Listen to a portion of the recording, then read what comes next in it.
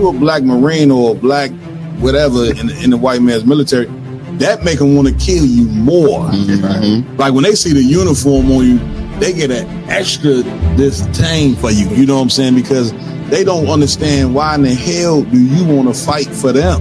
Cared enough about your trials and tribulations, the things that you suffered through, and how to get out of that. That's your history. You don't need a white man to have no remembrances for it. Yeah, you chastise the child too hard, or you creating trauma. Yeah. If you don't say nothing to the child, then you making them soft. That's it. You know what I'm saying? Like, it ain't no way for a black man to be right even when he is in that.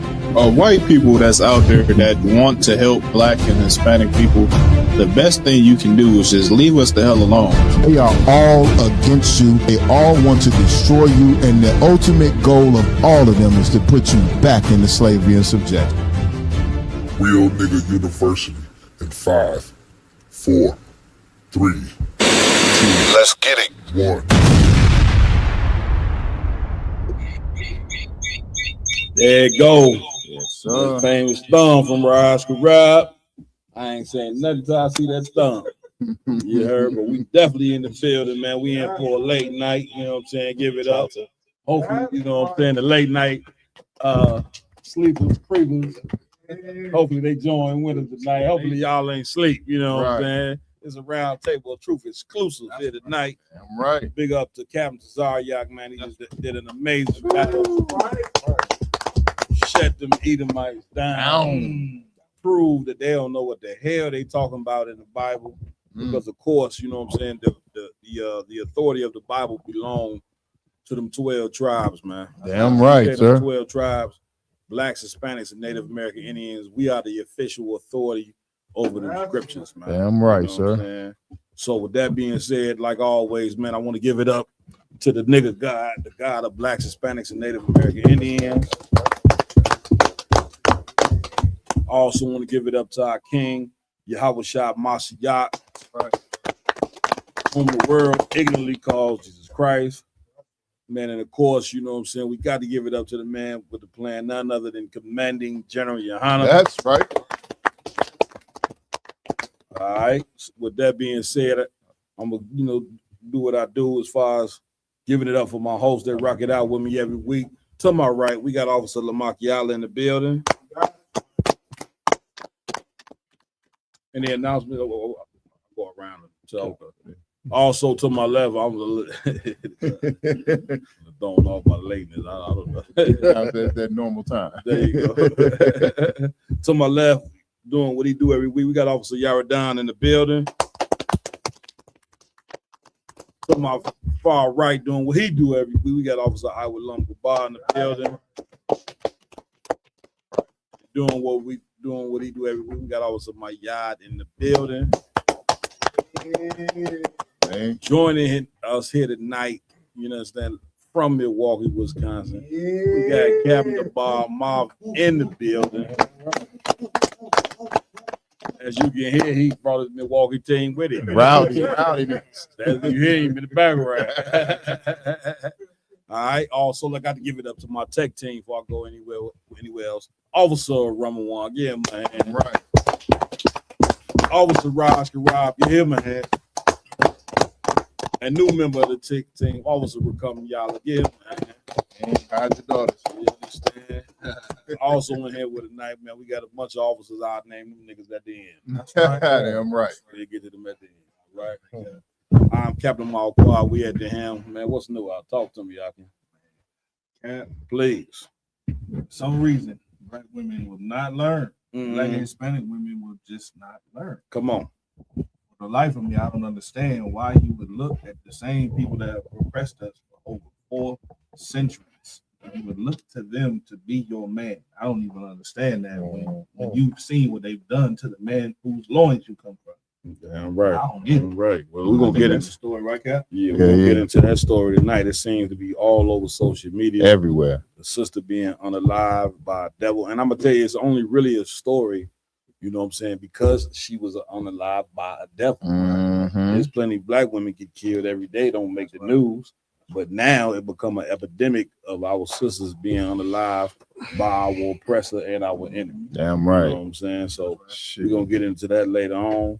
My y'all, you want to say something? Hey, Cap, you know, not to, I mean, we getting into that later on. I just want to shout out Cap Nazariak for that clinic that he just ran. Get me right on you know that what I mean, man. Cap? And it was so amazing. Yeah. Is the devils get on there, they call us racist. Right. We racist. We black supremacists. We this, we that. We can't hate our oppressors. Yeah. But as soon as you apply the right amount of pressure, that's it. And back them devils in the corner with their so-called knowledge. Come on, man. All that racism comes streaming out. He called Captain Nazariak something, boy. Yeah. I thought I was back at home in Mississippi the way he said it. You know what I'm saying? But they try to masquerade it with love. Come. You know, that's why we tell you the white man the devil. That's right. He try to mask, and he's done a man. Listen, man, you white people, man, get a white man a hand real quick. in this regard, he's had a hell of a run with that Christian religion, man. He has, sir. He's been really able to bring mind control blacks and Hispanics for 400 something odd years with a religion that is not in the Bible. Right? You understand? Like something that is just a fabrication. And Captain Nazariak ran a clinic on him tonight. The IHBK, we run clinics on the religion all the time. Proving it wrong. Let me tell you something. That's why the Lord say, you know, the weapons of our warfare are not carnal, but spiritual. These other nations, they got to use missiles and guns and all that and have a physical warfare. Our warfare is coming up against these different religions. Lord say, tear these religions down, and he gonna hand over the kingdom of heaven to blacks, Hispanics, and Native American Indians. The Bible is the greatest book ever written. Is the greatest story ever written. With the greatest prophecies ever written. That's right. The one people that don't have an identity, you understand, that don't have a land, that don't have a God, don't have nothing, gonna be the one people that end up ruling the earth. Damn right, brother. That's gonna be ending up being the greatest. Damn right. And if I could, one more thing, sir. Get down.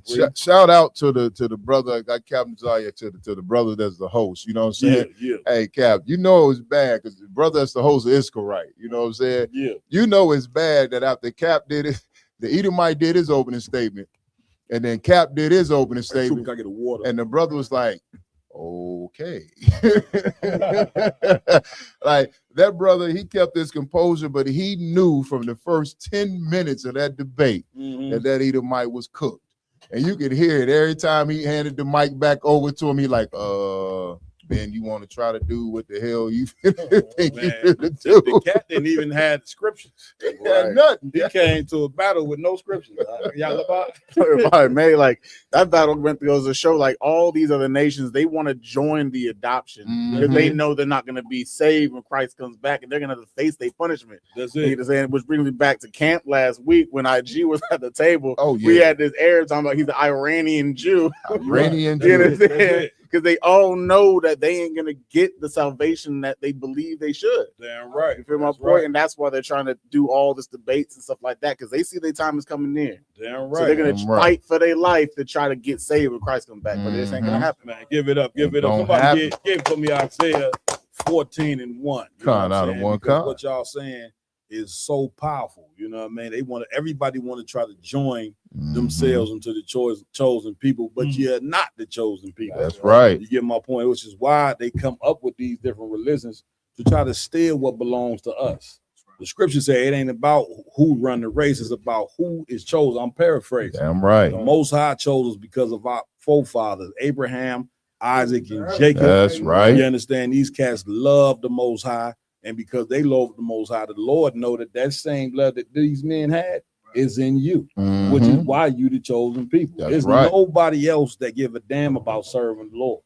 Because if they did, homosexuality wouldn't be prevalent in the earth. That's right. War wouldn't be prevalent in the earth. Right. Scriptures say when we get in rulership, nations shall study war no more. You get my point? Because we're going to show the Chinese how to live. We're going to show the Africans how to live. Right. And that's hard to do. You know what I'm saying? To show them big bone head. I'm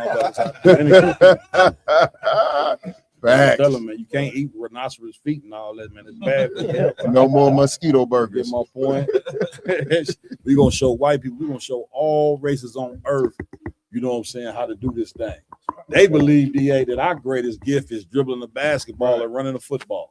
Here you are, grown man. That's a kid's game. Right. You know, and we not kids, we grown men. And a grown man, you know what I'm saying, supposed to be solidified with morality, with principles, man. Not if you could dribble the ball, hoop it, man. That's what's up. You could jump high, I get it. That's wonderful.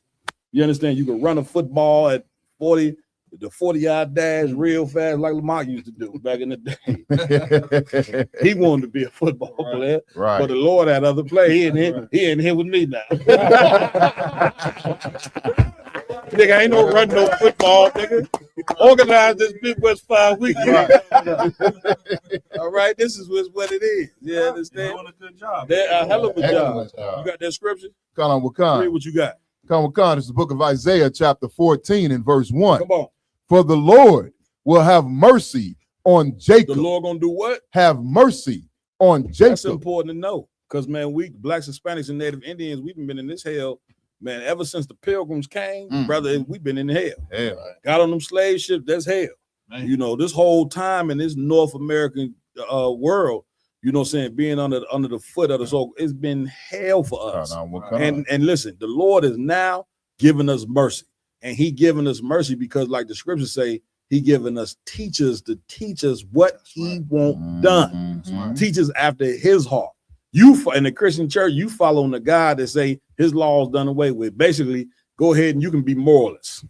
That's the God that you serve. Go ahead and be moralist. You're gonna be forgiven for it all because Christ died for it.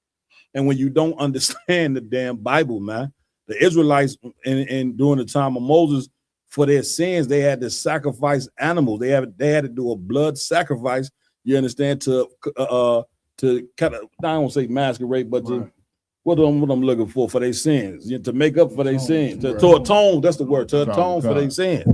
So Christ, instead of an animal, Christ gave his blood to atone for our sins. But that don't mean that we keep sinning. We're supposed to look at the brother's death and not sin. Not go out there and be whores. Not go out there and be drug addicts. Not go out there and be gang banging. You know, none of that. You understand? Keep reading. Let's go. And will yet choose Israel. And will yet do what? Choose Israel. That's all through the Bible. The Lord said he's gonna yet choose Israel. Keep reading. And set them in their own land. Set them where? In their own land. Man, listen, you could talk that foundational black American crap if you want to. This is not your land, and it will never be your land. This is the land of your captivity. That's right. And since it's the land of your captivity, the Lord is going to bury this place when he comes. You ain't never finna set up and this gonna become your home, and one day the white man gonna give you a piece of the pie. Are you insane? You Negroes still striving to get a piece of the pie from a place that ain't gave it to you in 400 something odd years. We ain't in the UPK. We don't want no piece of the pie. We want the Lord to come with fire and brimstone and wipe America off the map and set us in our own land. And when we get our own land, man, we're gonna do what niggas do. You get my point? We're gonna be in royalty. You're gonna see niggas walking out their house with a 40-ounce old English 800 and sipping it right there in front of a Big Mac. Yeah, looking at their neighbor like, nigga, Pope be a cup. We ain't got to worry about the police beating us over our head. None of that. Read. Let's go. And the strangers shall be joined with them. And the what? The strangers shall be joined with them. The strangers is the everybody outside of the 12 tribes, the heathen, as the scriptures say, the white man, the Arab, the African, the Asians. Read. And they shall cleave to the house of Jacob. They shall do what? Cleave to the house of that's Jacob. That's what you're seeing here tonight. They ready to cleave unto you. Everybody, you know what I'm saying, in a minute gonna see that you the chosen people, man. That's right. They gonna see that us coming together. How in the hell we surviving when everybody in the earth about to begin to suffer? We gonna survive because the Lord is about to show that he is with the ISUPK. He is with blacks, Hispanics, and Native Americans. And the other nations gonna marvel. Then they're going to find out, Ramawan, that these niggas actually do have a God. You get them up on, again, black man, Hispanic, Native, Indian man, you ain't got no business having no white God. You ain't got no business having no Arab God. If God ain't a nigga, then I ain't. Yep. It ain't no God. If God ain't a nigga, I ain't on no God. Then you get my point. Read. Khan, verse 2. Let's go. And the people shall take them and bring them to their place. And the house of Israel shall possess them. Shall do what? Shall possess them. Possessing somebody is slavery. Read. In the land of the Lord. In what? In the land of the Lord. The land of the Lord is Jerusalem. Man, right. We can drop that, man. Let's get down to the next joint, man. Let's get to these topics. Con. Probably y'all in charge of nigga all the He gonna make me feel like I could dunk a basketball. Shit. Cool. So first topic of the night is Trump posting that picture of so-called Jesus Christ hugging him in the AI form. Oh, yeah, for sure. Let's check it out.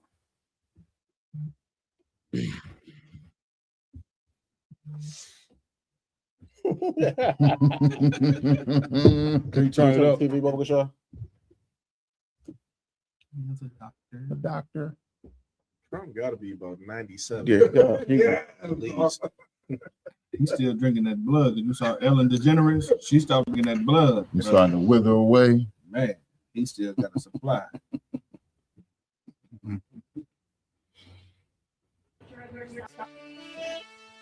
For adults with type 2 diabetes.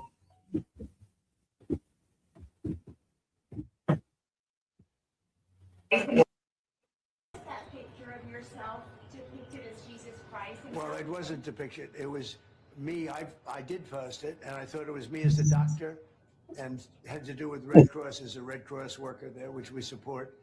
And That's it. You got to show the picture. Let's get the picture. Let's show the picture. Is there an article on it? That's the same. It has an article attached to it. Slip. I'll send it to Edgy real quick.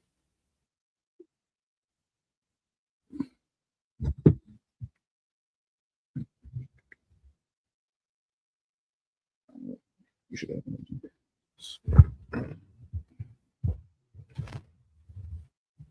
Listen, man, like Cap was saying, listen, the sun, like the hell is here on earth, right?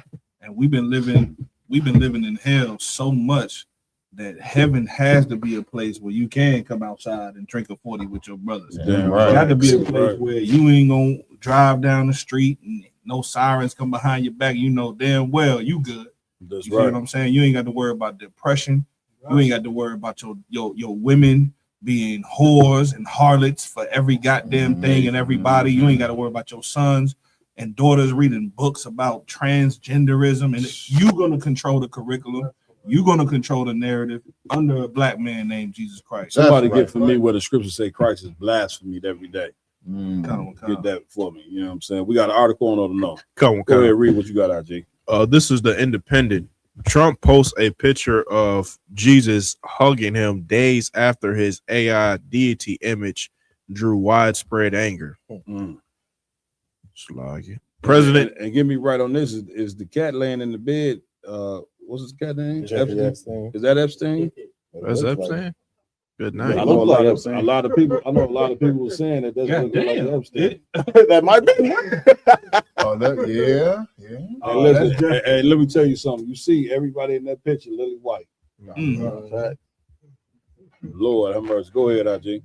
President Donald Trump has posted an image of Jesus embracing him to his Truth Social account, just days after widespread backlash over an image he shared depicting himself as the Messiah. The new image, which appears to be AI generated and was originally posted on X by a Trump supporter, depicts Jesus with an arm around the president's shoulder and one hand on his chest in front of a halo of light in an American flag.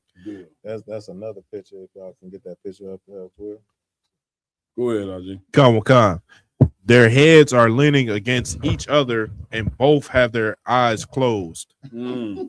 Trump posted the picture Wednesday morning with the message, "The radical left lunatics might not like this, but I think it's quite nice. President DJT."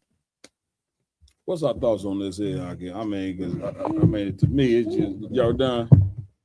Like it, sir. If I could, like what you saying right here is mostly got to do with Donald Trump's pride.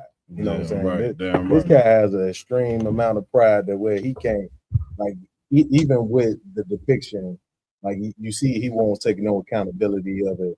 It's like, you know, I put it up and I ain't think this was that. He like, I thought I was a doctor.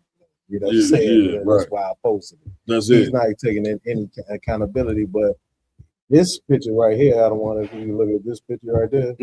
This shows that Serge Bourgier and Donald Trump is along the same line. So if you look at that picture of Donald Trump as blasphemous, you should look at that Serge Bourgier picture and portraying himself as Christ as even more blasphemous, because he did is that type of heinous crimes that Donald Trump did. You know what I'm saying? Right. Give it up. My man, of course, to the world out there, they're gonna see this picture of Caesar Borgia and believe it's Christ. And then, but when I see this, I see Donald Trump and then the other picture as well. If you intermingle them, it's like him saying he's the Christ for America. That's it. You know, he's bringing himself up, saying I'm going to save this country and bring it out from whatever hellhole he believes it's in. That's it. You know, saying with the war out there, the hatred of the black Hispanic Indians inside. Right. It's like he's telling white America, "I'm your Christ.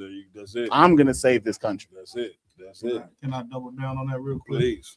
And what you're saying is excellent, because when I see this picture, I see white supremacy. That's what I see. America is about white supremacy, and America, and what Donald Trump is telling you is that if America is white supremacy, then he is, what do they say? Your Moloch. He's the star of. He's becoming the star of Molech, or the star of white supremacy. That's it. He became what was it? Chiam, or was it? Because he's the star of Rim Fam. Put that other picture up while we talk. Go ahead, Jay. The one y'all had up the first time. He's telling you he is the Messiah for white supremacy in America, because America feels suffocated by blackness. I'm telling you straight up. Black and brown have become the predominant force in America, period. Because you want to know why? Since 1969, ISUPK has been teaching blacks and Hispanics and giving them the breath of life. And what you're seeing is what you seen in Ezekiel, Cap. When we prophesy, we ain't prophesying we prophesying to the wind. But now that touched them bones. And now you starting to see the valley of the dry bones. You starting to see black people stand up. Hispanics and Native Indians stand up, starting to stand together. And I know social media don't want you to know it, but blacks and Hispanics are closer than we have ever been since what? That's right. Civil rights. That's right. I'm coming to you, man. I just want to say this. If you look at this picture right here, you take a good look at it, right? If you so-called black, Hispanic, and Native Indian, understand something. That America does this picture right here is showing you that you are not included in America. Yeah, right. You understand? This picture is more. I know a lot of people looking at it and making fun and think it's a game and all this, but really, this picture has so much of a meaning. This is what America is all about.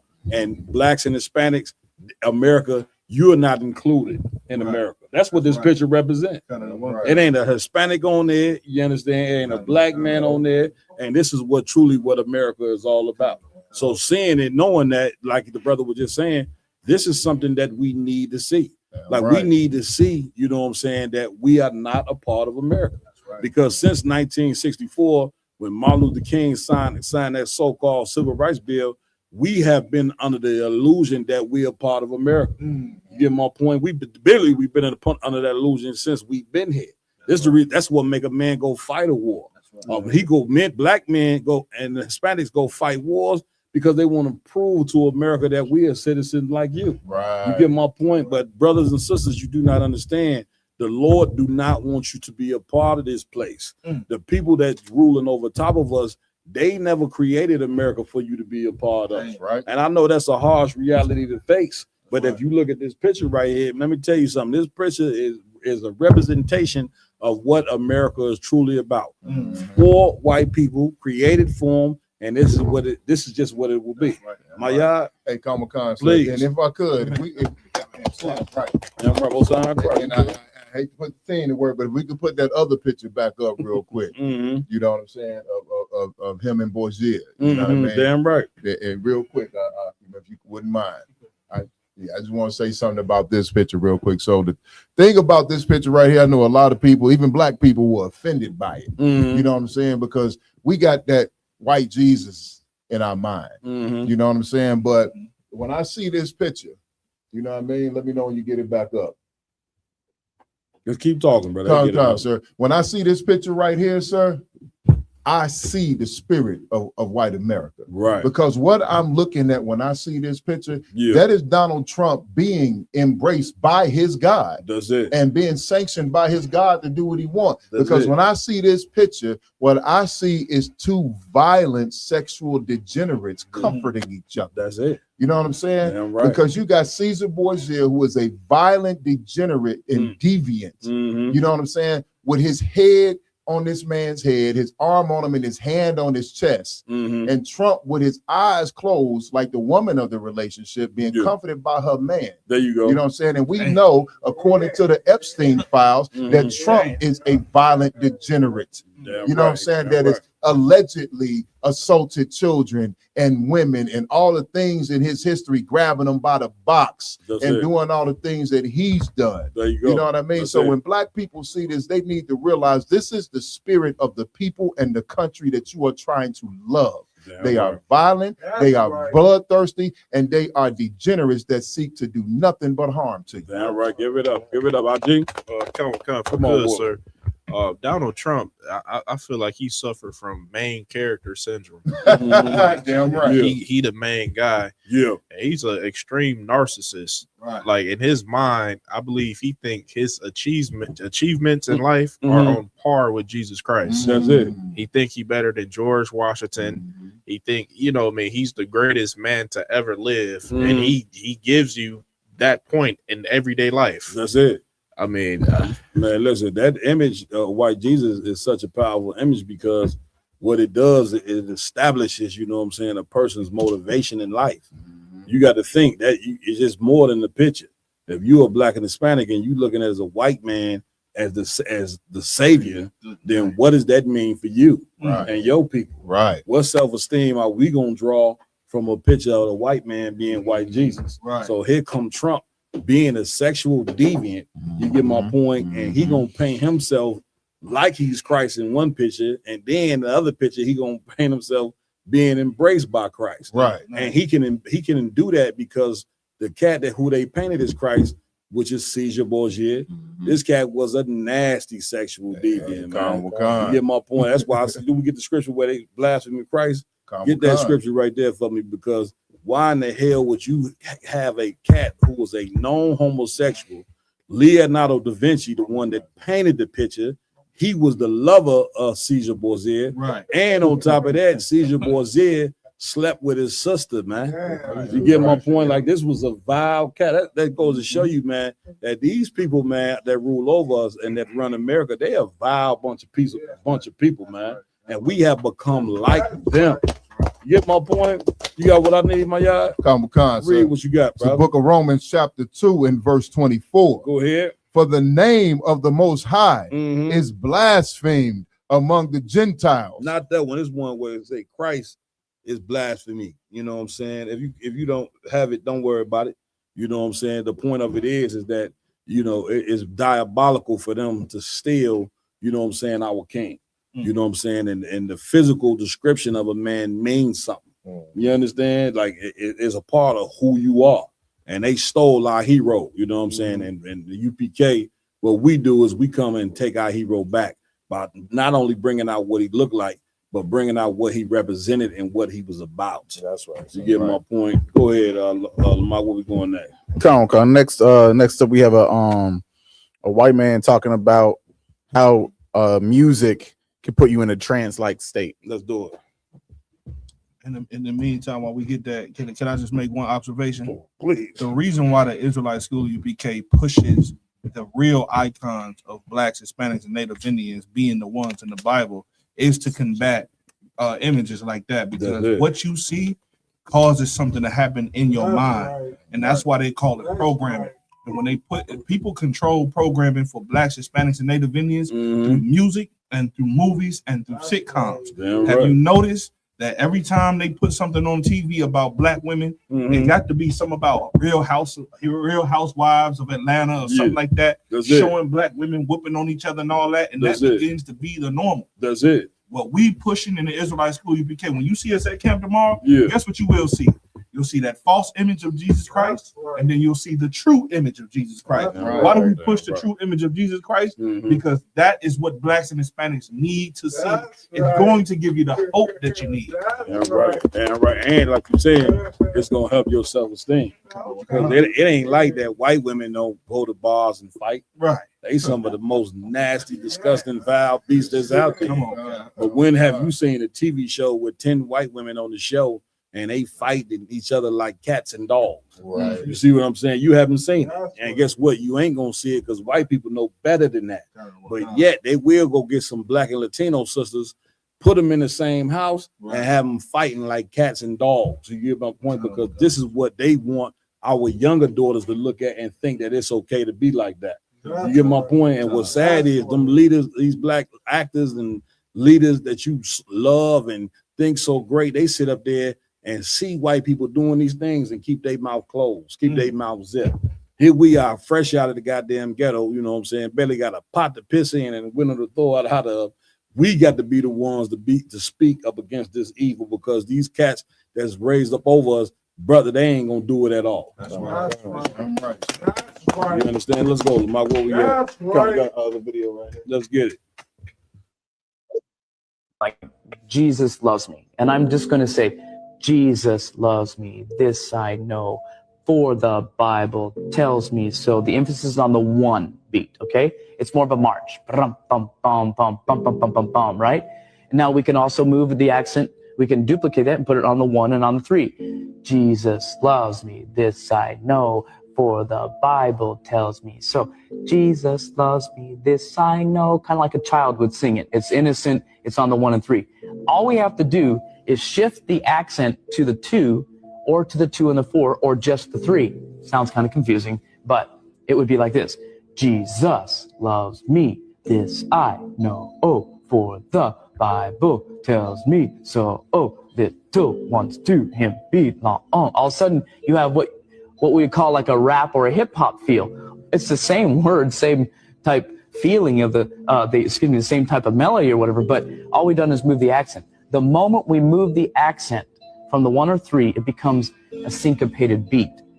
Syncopation, by all occult experts around the world, agree syncopation is the source of occult power in pagan worship services. Really? Oh, yeah. So this is profound to the Christian. Now we're in our homes, we're in our cars listening to Christian music that has all these beats and syncopated things in it, and we're going, oh, this is great, this is wonderful. What it actually does, just like it does to ancient voodoo worshipers and modern day voodoo worshipers in their religious services, is it short circuits the frontal moral lobe. It gets them to a place to where they can become possessed. It's called the place of the crossroads between the physical and the spiritual. And now in the church, we have this thing going on, and we call it the moving of the Holy Spirit. Hey, that's pretty profound thinking. That's pretty profound, yeah. Okay, so all of a sudden, we're getting our mind going, and we're getting, not our mind going, we're getting our emotions going. We're taking that frontal moral lobe and we're casting it off. And whatever the preacher's preaching goes in without interpretation. God said no. Reason with me. So I know right there, that is not a God, it's of the devil. Because the devil doesn't want us to reason out who he is, because if we really reasoned it out, what he stood for, and what he's trying to do for us, we would run from him. Okay. Yeah. Go ahead. I got a scripture, if I may. Please. Ephesians chapter 2. Can somebody get that, please? Man, let me tell you something. White man is very, very, very crafty with what he does. That's right. What he shows. And listen, right. This is exactly what I was just saying, Kat. They get you through the images, and then they put the music in there. They know what they're doing with this. Like they studied music. Like I studied music, man, for a long time. And there's different type of musical parts and different type of beats and off beats or whatever the case may be. That when they play it in certain measures, they can grab it, they can take your mind and make it loop in your mind. That's what a hook is even called. It's called a hook for a reason. They use that same thing and put it in something that makes you want to replay that over in your mind. This is why the Lord called them the Prince of the Air. Let me tell you something. They know what they doing with this. If I could, please, let's go. Let's get it. It's the book of Ephesians, chapter 2 and verse 2. Wherein in times past ye walked according to the course of this world. Let me tell you something. Before, listen, like we listen to music, Cap, and we don't listen to it when Tupac say, you know what I'm saying, me and my girlfriend, we don't look at that and say, you know what, I'm finna go into the mall with my gun. I'm finna go you know what I'm saying, shoot up the mall. When they say what's another one? Off-white bricks, white tan bricks, just hit a lick for 50 more. We don't internalize that and say this is what I'm about to do, because but people in the world really do. You understand? And when you was in the world, just if you could just think back from when you was in the world, man, that crumped you up. I remember when I used to be in the hood, I used to ride the Young Jeezy, brother, and that was it. Whatever Young Jeezy said, dude, that's what we was on. You see what I'm saying? Read on, please. Wakan, according to the prince of the power of the air. You see who controls your airways right now? The white man controls your airways. He controls what you learn, when you learn it, how you learn it, at what time you learn it. Read. The spirit that now worketh in the children of disobedience. The children of what? Disobedience. Because if you are obedient to the Lord, let me tell you, so I don't care what you hear on a song, what you see on TV, you know damn well this is not how you're supposed to live. You're not supposed to teach. It's just entertainment. Read. Verse 3, among whom also we all had our conversation in times past in the lust of our flesh. That's self-explanatory. Read. Fulfilling the desires of the flesh and of the mind. That's what they want. What we just watched, they want you. They want the desires of your mind, and whatever you thinking in your mind, 9 times out of 10, that's exactly what you're gonna do. And when you done doing it, you'll understand it was a demon. Because when you sit in the cell, like, man, why am I sitting here? I just got through spraying up the club. Yeah, when that demon leaves, you're gonna realize this ain't how you think. As the demon leaves, read the rest of it, please. Wakan, and were by nature the children of wrath. Go ahead. Even as others. Verse 4 is what I really want. Wakan, verse 4. But the Most High, who is rich in mercy. Man, get nice. You see what type of mercy that the Lord done had on us in the Israelite school of UPK, who are absolutely in a trance. That same trance they wanted us to be in, brother, you got snapped out of that trance, and now here you go under the mercy of the Most High, seeing that that's his best quality. Go ahead.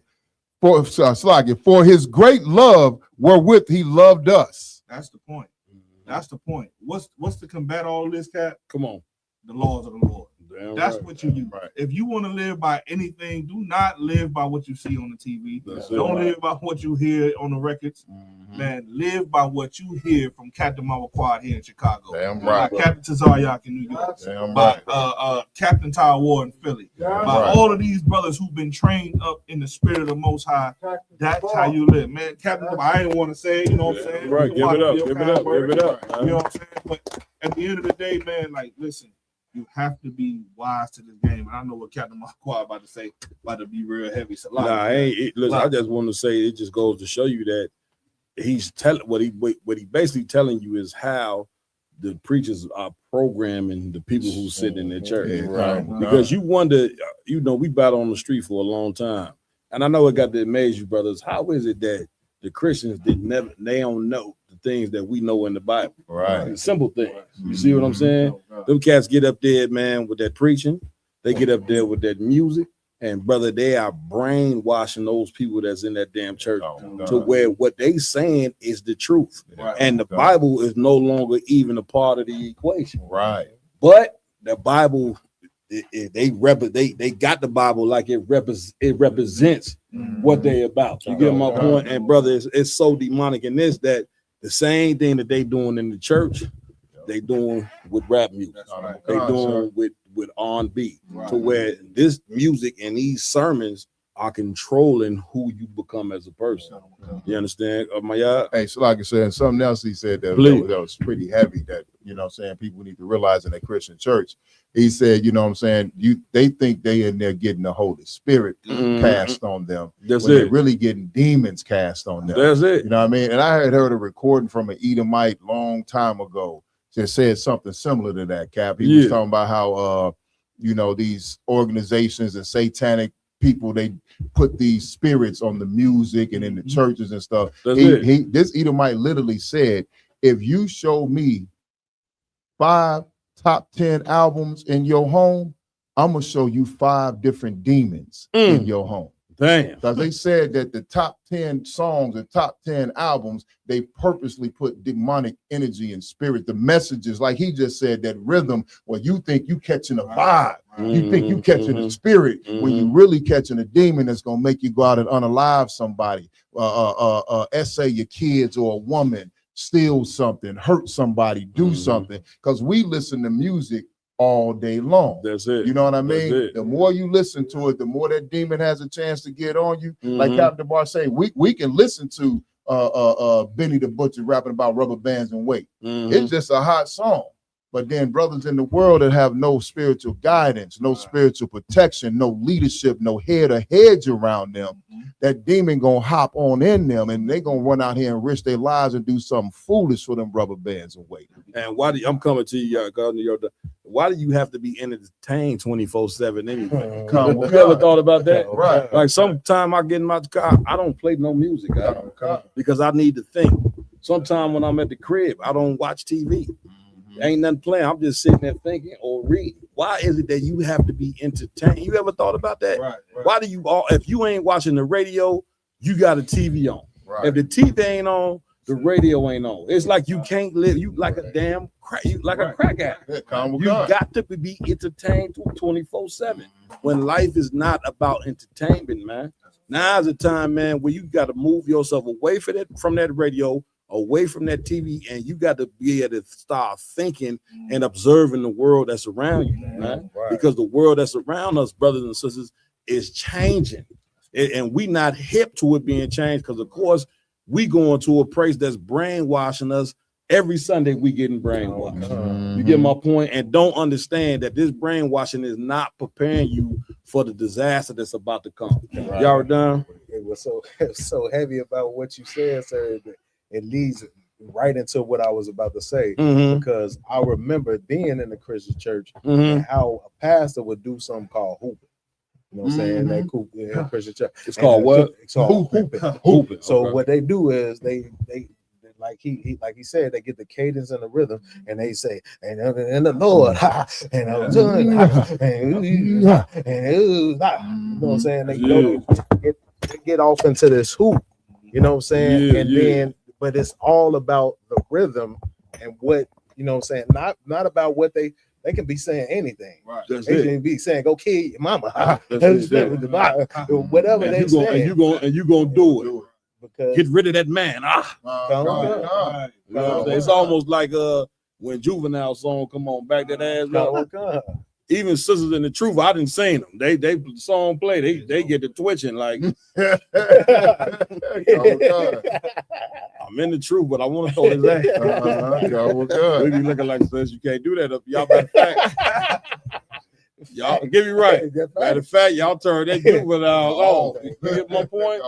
Because it's something in them when they hear that song, they feel like they got to do it. Right. And let me tell you something, when music become more powerful than the word of the Lord, then goddamn it, we got a problem.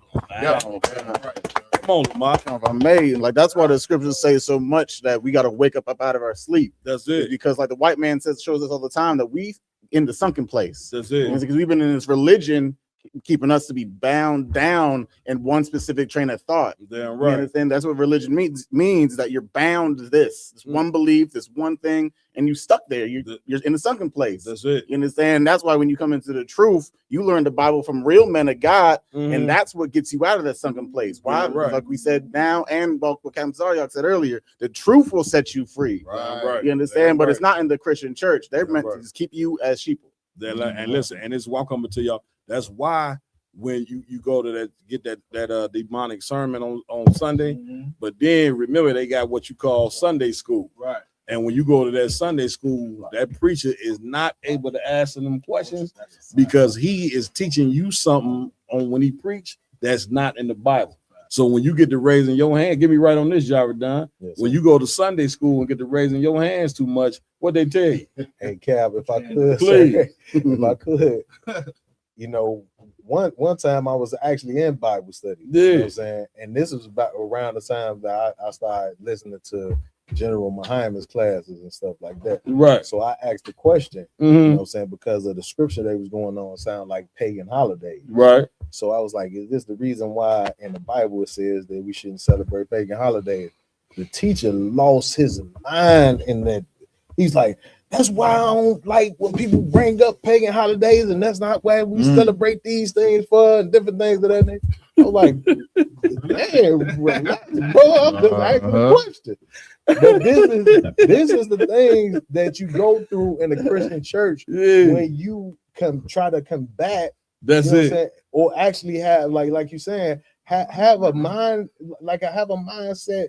Are you gonna think outside of the box and not just gonna capitulate to wherever they try to they trying to indoctrinate? Yeah, right. Listen, let me. That's how you know the truth is powerful, IG, because we get to teaching this, and people who grew up in the church, they listen. They write these things down that we say, and they go right into that damn Bible class and ask the preacher. And the preachers be like, man, where was you at? Who was you listening to? Right. Because remember the scriptures say, deliver the book, and they can't answer. Right. You see what I'm saying? Before you know it, the preacher come out to the camp. Remember, y'all know if y'all was at that camp downtown Chicago, the cat stood across the street. Yeah, this there. I smelled the Reverend Oni. Okay, and got to talk to him. I said, man, come on over here, man. You don't think I know you a preacher, man? Come on over here, come get this book. He got to talking crazy from across the street. You understand, IJ? Common sir. This like the brainwashing through music just puts me in a mindset of drill music in Chicago. That's it. Which, in my personal opinion, is the worst genre. Like, it's ass, in my opinion. Like, it takes no skill. Right. But people love it. That's it. And I just don't understand it. Besides the point of it's like mind controlling. Yeah, right. That's it. Damn, they're like MK Ultra. Yeah. It forced a nigga to pick up a Glock and just go kill a nigga that looked just like him. Well, it's right on to what this cat is saying right here. Drill music is meant to do, you know what I'm saying, what it's meant to do, and that's have us kill each other. No, you notice once the drill music, you know what I'm saying, came, the murder rate went up. Yeah, that's a fact. See what I'm saying? Like, you notice that with the drill music, the cats who was the most popular, you know what I'm saying, end up dead in jail. Look at all these cats that's a part of this drill music, how they lives end up. You understand? And I'm coming to you part of that. That goes to show you that the Lord is trying to show us that we ain't supposed to be a part of this lifestyle. Yeah, I'm right, sir. Because again, it all comes from weak leadership, man. That's right. Not having men to show young men how to live, how to show young women on what they supposed to do. You understand? You can't let the youth raise you. How you is, you an adult, you know what I'm saying, and you letting the youth be more powerful than what you are. Right. Yeah, you got the damn adults, you know what I'm saying, looking up to the youth, scared of the goddamn youth. You understand? When it ain't supposed to be that way. You a grown man, you supposed to turn and teach them what it is to be a man. You ain't supposed to be teaching you what it is to be a man. Right. That's why when you look at rap, they try to take all the old rappers and say, well, you too old to be rapping. Right. You know what I'm saying? This is a young man's thing. You understand? When how could you say something like that when the young rappers are supposed to be, the old rappers supposed to be the one to tell the young cats who rapping, this is how you come. This is what you do. Here's what the music industry is trying to do to you. That's one thing that the white men have done greatly here in America is cause a divide between the old and the young. He's caused a divide between men and women. Here we are, the same people supposed to be working together, old and young, men and women, and we didn't let this devil separate us. And he separated us. This is where the separation begun. And when you go in that damn church, you know what I'm saying, and listen to that damn sermon, That's where the separation begin right there, and then it just filtrates through all walks of life. Somebody else, okay, go ahead. And what you bring out so many heavy points. Most you know what I mean? Damn right. Hey, if I could, real quick on that young old rapper thing, sir. The funny thing is how they changed the dynamic of the rap industry. Because when rap was in its infancy when it first started, it was older brothers that really brought it out. Houdini and Curtis Blow and all of these other cats, Sugar Hill Gang, all of them brothers was in their late 20s, early 30s. You know what I'm saying? And it was considered an older brothers game until cats like LL, the Fat Boys, Run DMC came on the scene. Then it became a younger man's game. So they switched that dynamic. But if I could, out of one, there's a mental health condition that speaks to what why our brothers and sisters listen to that music every day. It's called escapism. And if I could read the definition the psychological effect. Please do that. Escapism is the tendency to seek distraction and relief from unpleasant, boring, or stressful realities through engaging in entertainment, fantasy, or imaginative activities. Escapism is a double-edged sword. It is helpful as a temporary, moderate coping mechanism for stress relief and mental rejuvenation, but harmful when used excessively to avoid real-life responsibilities, emotions, or problems. It becomes a problem when it transitions from a short break to a long-term avoidance strategy. You know what I'm saying? Let them break it down. Go ahead. So basically what it's saying is it's okay to listen to you know, to have a distraction here and there. Right. You can listen to music here and there. You can play video games. You can go watch an entertainment, exciting movie. Right. But when that becomes your everyday release, when that becomes your strategy, when you're smoking weed, doing drugs, listening to music, can't stop watching TV, can't stop listening to music, can't put the weed down, can't put the pills down, can't put this down, can't put that down, and you don't live in reality, it becomes a mental health issue that's going to have you completely bugged out of your goddamn mind. And you're going to walk around insane and volatile and not even know it. Damn right. Come on. I think y'all done. No, you go. Go ahead. Go ahead. You got it. Yeah, like, and that's that trance. You know what I'm saying? Like you living in the trance. Did you notice that there's a song for everything that you do? Like literally, when you get in your car, if you in the world, especially when you get in your car, when you go into the club, there's a song for that. What's that song? Damn, give me a club song. Anybody? Damn, this, I know we don't live like this no more. Unfortunately, we don't live like this. Sexy Red now. Sexy Red, good night. Now, when your homie die, there's a song for that. You understand what this is for? My homies. That song come on in your mind. There's a song for everything. When you want to make love to your woman, guess what you're gonna do? You're gonna put on some 12 play. Right. It's a song for everything, and we don't. Here's the song that we don't sing. We don't sing the song of the Lord. That's it. And there's a song that we're supposed to sing. Come on. And it's supposed to be about us coming back to the Lord. That's it. Coming back to these laws, statutes, commandments. That's it. Learning how to look at them scriptures on how we should deal with our enemies according to what we did in the past. Damn right. And then when the Lord gets the victory, that's the song we sing. But guess what the Christian church did? They took the song of the Lord and turned it into something that plays on your heartstrings. Right. Have you ever watched a movie? And I'm talking about you a hardcore man in the truth. You just watched the movie. You might be sitting there watching the movie and something happened on the movie. And what's happening on the images, then they play something behind and they play on your heartstrings. You trying to figure out why are you trying to tear up right now? You gotta fight this shit. You like, man, what the hell going on? Like, what's happening? I know I ain't about to cry to this movie. They have it to a science. That's all Captain Marvel trying to get you to understand. If you don't have these, like what we have in the UPK, you're done.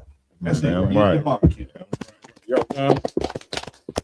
Yeah, just to piggyback on what DA was just saying, it's just like when it all boils down to it, we got to understand that everything that sounds, you know what I'm saying, a certain way and makes us feel a certain way ain't what the Lord wants to determine how we supposed to live our life. That's it. You know what I'm saying? You in that Christian church, you feel the chills and you know what I'm saying, you see the goosebumps, and you say that this man up there that's saying this sermon is giving me something, you know what I'm saying, from the God himself. Right. You know what I'm saying?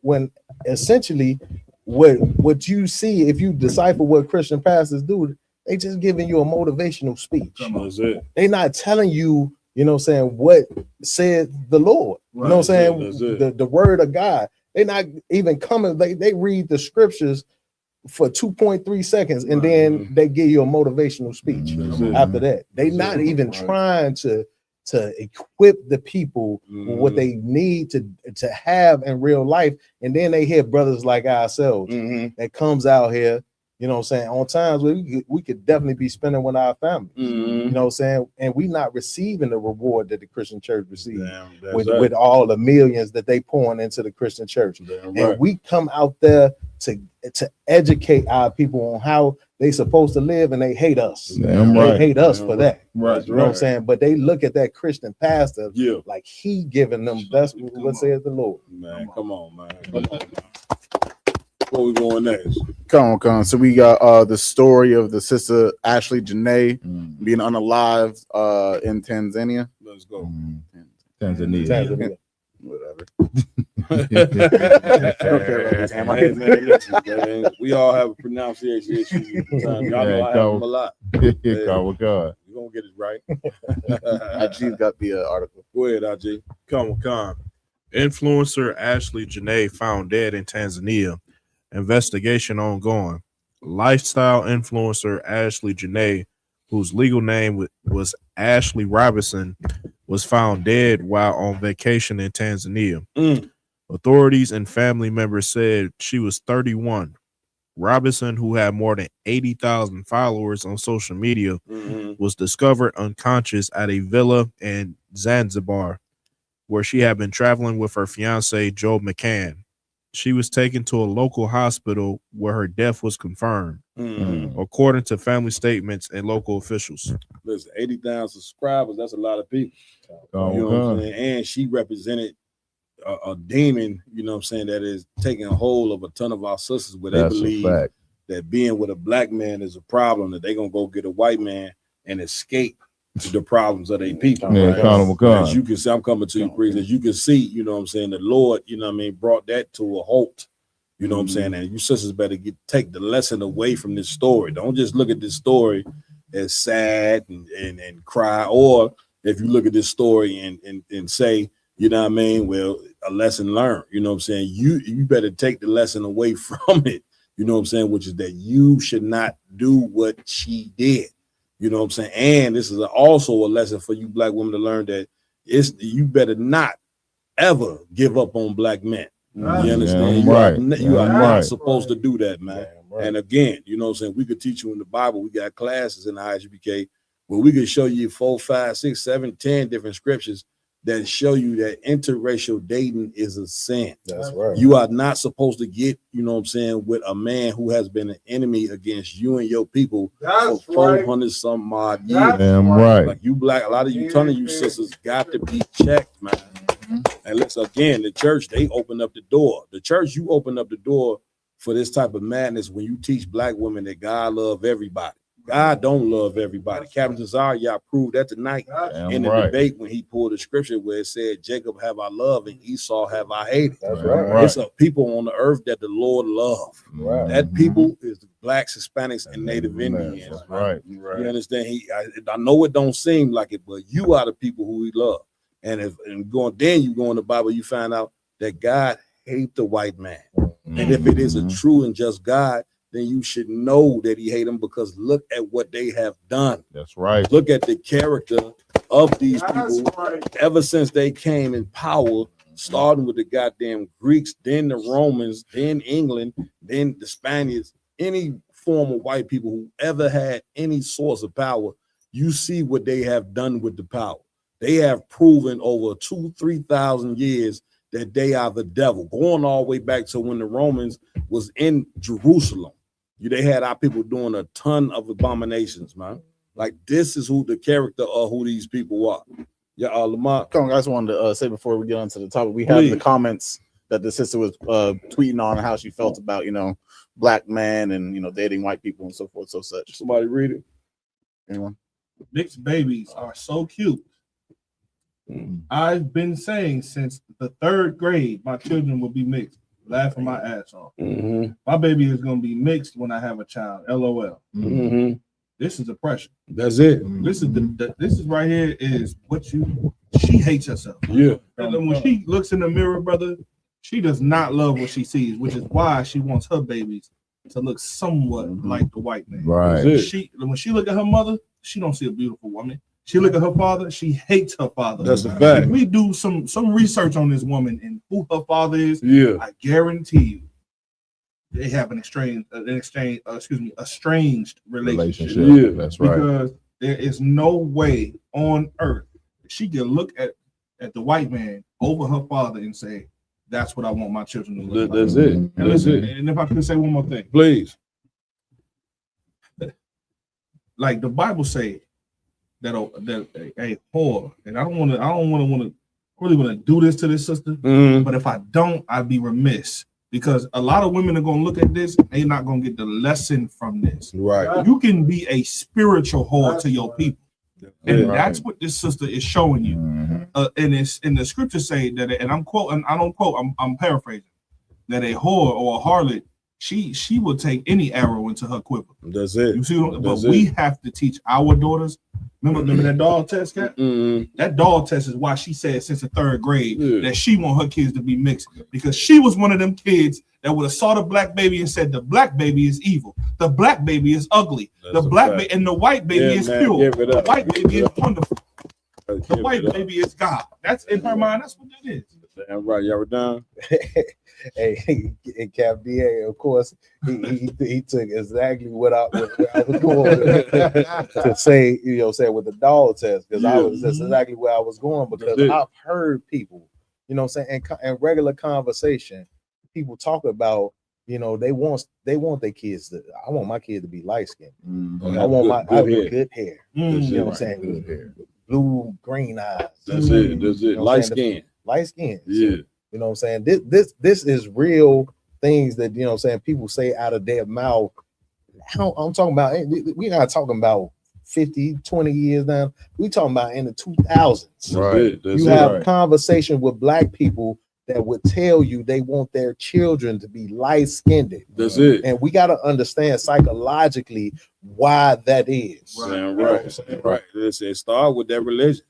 It start with that image of white Jesus. Right. Even though you black and Hispanic, you live in a white world. You know what I'm saying? They do it through imagery. They do it through radio. They do it through movies. They do it through religion. The white man, the occupation. The white man is the hero in everything. You see what I'm saying? So now, if you a black and a Hispanic child, got to grow up in a place where your people are not the hero, then you're going to have low self-esteem. Third grade, that's like 8 years old. You know what I'm saying? 7 years, the damn brain ain't even developed. Right. But it was enough for her to say at 8 years old that she want a mixed baby. At 8 years old. 8 years old. You understand? And we don't. This is something that we have to examine, man. We have to examine that self-love is the thing that's gonna get us to where we need to be. Every race of people love their own more than any other race. Right. You understand? Every nation on this planet got their own constitution, like Captain Yacht read here tonight. America got their constitution, and it don't include you niggas. Exactly. Right. You niggas are slaves in their constitution. And you understand? You go to China, they got a constitution. Russia, it ain't a country on the earth that ain't got a constitution. But you know one people that ain't got no constitution? You. Niggas. That's right. You ain't got no constitution. Right. You know what your constitution is? I love everybody. Right. Your son getting murdered by a cop, next day on the news, I forgive him. Right.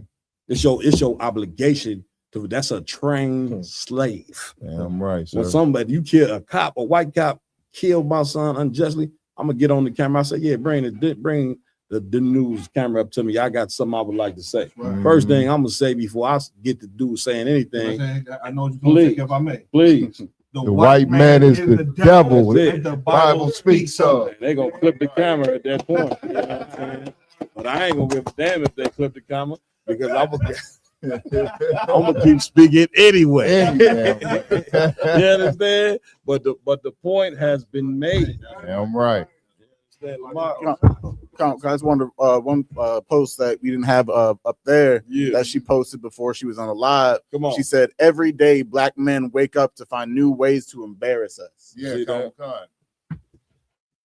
if I could, what you said was so heavy, Kevin. I'm sorry, and this is gonna be short. Slavery, man, in slavery. Don't you know how long y'all think they kept us in the field? Anybody know? So Sun up, sun brother, up. you from sun up to sun up, they had a shift for you. What do you think you had the time to parent your kids? Right. Do you see the detachment? Right. When black people say that we not slaves today, brother, Hispanic people don't think you slaves today, you are misinformed. Because the number one thing that your slave master or your oppressor wants to do is keep you detached from your offspring. And today, I can tell you right now, every brother in this room who has the slave, you have to really be strategic with your time so that you can find a way to spend time with your children and teach them the things that they need to learn. Because in the field, all you got time is to pick cotton, which is why you would bring your kid on the damn plantation with you. That's it. You know what I'm saying? Now the kid's picking cotton and you telling them, hey, listen, you see this cotton you picking? Let me tell you something. The white man is the devil, and this is why you got to pick this cotton with me. And if you don't pick the cotton with me, you're going to be at home left to your own devices. And when they at home left to their own devices, you know what they start thinking? Look at my daddy. Look at my mama. They picking cotton. I want to be like that white man who don't pick cotton. Right. And this is why you have to train up a child in the way that they should go. Damn so right. They will never depart from it. That's all I want to say.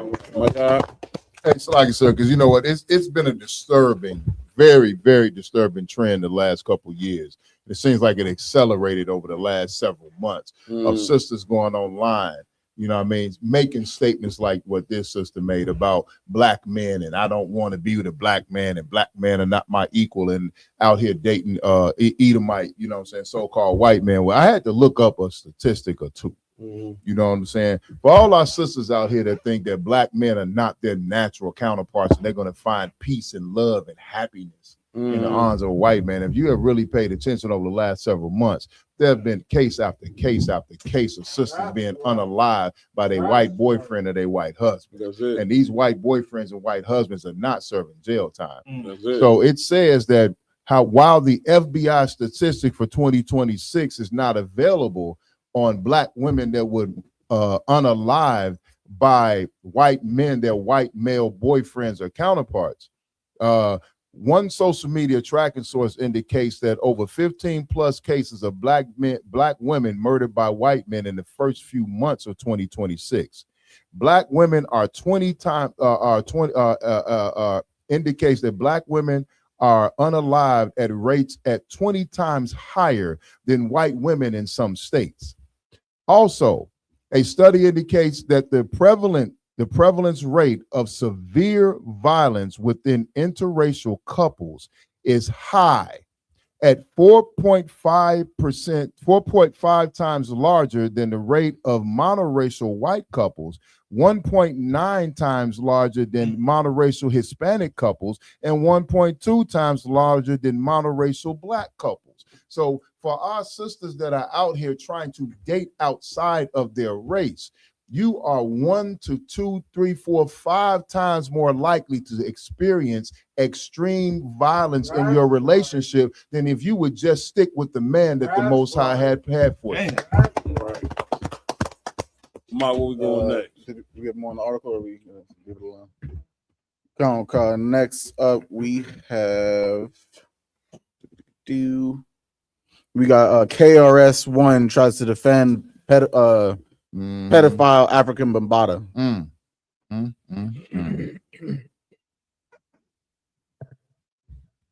KRS none. But then, so why do you need that? Because they're human.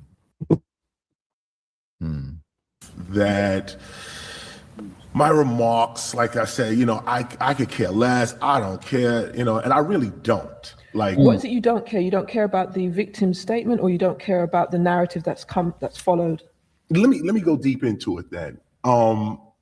There is a professional statement that I can make that's sincere. And that's the statement that I actually made. Africa Bambaataa has to deal with Africa Bambaataa. The accusations. Right there. This nigga got that bug. Yes, they do. Oh yeah, for sure. He definitely got that bug. He been touched by Africa. That's a fact. Yeah, that's what I was just about to say. He's from the Bronx. Yeah. That's why I said, man, you talked about Gotta it. look up. You know what He I'm been saying? Bambaataa. Anybody that come out and defend African Bambaataa, you know what I'm saying? They got that same bug that he got. Yeah, You understand? Go ahead, play it. Made against him are made against him. They're not made against hip hop. On top of that, nothing that Africa Bambaataa did within and for hip hop is to be taken away from him because of these accusations. Now, many people felt that that was insensitive. They said, you know, what I should, you know, I guess join the bandwagon of people that was incriminating Africa Bambaataa. My issue is that, first of all, we're talking about accusations. That's what we're talking about. Africa Bambaataa himself says, they're all liars, and this is not the truth. This is not the case. He vehemently disagrees with this. His lawyer has put out statements. They're ready to start suing people. Bam is against this. The other four people, though, they came forward. Nah, this is real. This is true. Right. Now we're sitting here with no evidence, no conviction, nothing but accusations. Right. But one of the things that we have to bear in mind is that I know that you're saying that. Let's stop it right there. This cat here, you know what I'm saying, is, well, again, I ain't sure he wasn't in the bedroom with him. You see what I'm saying? Like, this cat done had several cats come out and speak up against him. And yeah, they ain't gonna have no evidence, you know what I'm saying, if you plugged in with the small hats, you know what I'm saying, who run the damn music industry. You understand what I'm saying? Like, come on, y'all done? Also, you know what I'm saying, one of the practices, you know what I'm saying, that came by African Bambaataa is what he did, you know what I'm saying, not to incriminate himself with the victims, is to not go into them anally. He greased up they thighs and pleasured himself that way. Right. Not going into them anally. That's crazy work. That's a crazy visual. Salakis.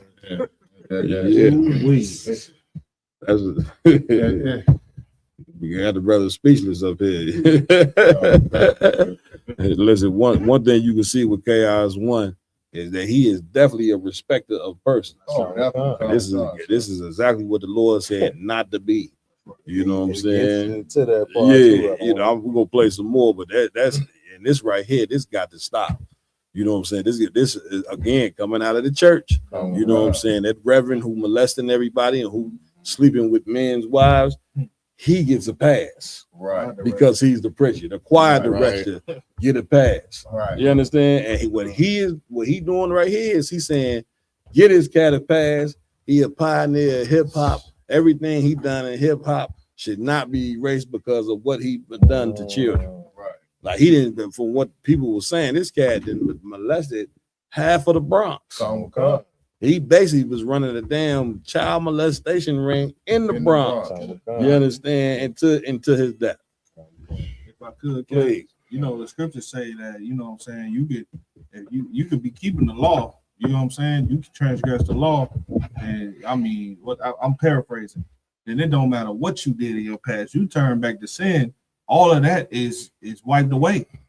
So at the end of the day, for this cat to even be condoning that, for African Bambaataa, man, listen, look at Hassan Campbell. This brother is a head case.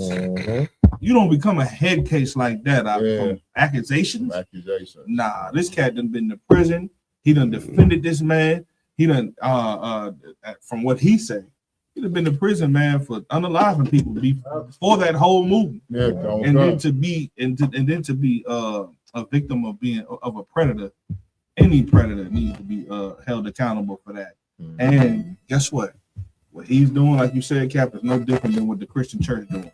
He looked like the parishioners in the Christian church that stick up for Eddie Long. Eddie Long was convicted. Malachi Z. York was convicted.